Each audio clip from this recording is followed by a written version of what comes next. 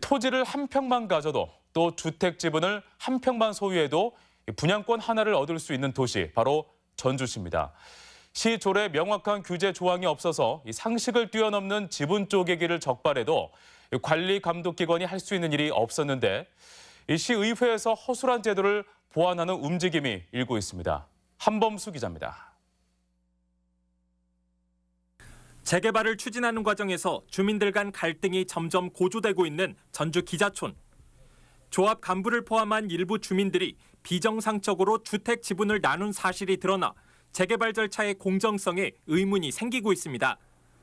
조합 설립에 필요한 주민 동의율을 높이기 위해 증여세는 조금만 내고 분양권은 더 받기 위해 지분 쪼개기가 이뤄진 것으로 추정됩니다.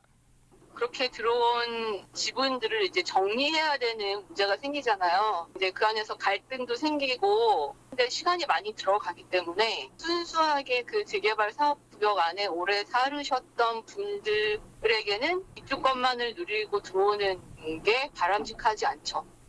이익을 거두기 위해 수단과 방법을 마다하지 않은 일부 주민들의 도덕성도 분명 문제지만 전주시의 재개발 규정이 허술해 편법 행위를 부추겼다는 지적도 나옵니다.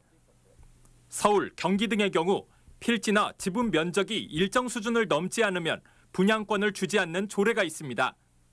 하지만 전주에선 명확한 규제가 없어 극히 작은 면적만으로도 분양권을 받는 사례가 속출하고 있습니다. 과소 필지는 현금 청산으로 하는 것이 있어요, 조례에.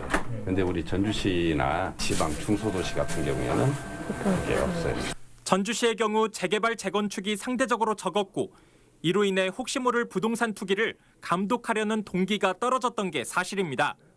전주시는 여전히 조례 개정에 소극적인 모습을 보이고 있는데 시의회의 분위기는 좀 달라졌습니다. 또 다른 편법 투기를 막기 위해선 늦었더라도 제도를 보완해 놓을 필요가 있다는 겁니다. 조합원이 있고 또 그 이후에 아파트를 분양받아 들어가는 시민들이 있잖아요. 이해관 굉장히 복잡하게 얽혀 있는 상황인데 그렇다고 한다면 더더욱 엄정하게 사전에 기준과 원칙을 정하는 것이.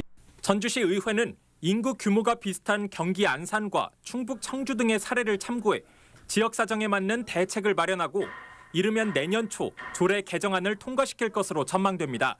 MBC 뉴스 한범수입니다.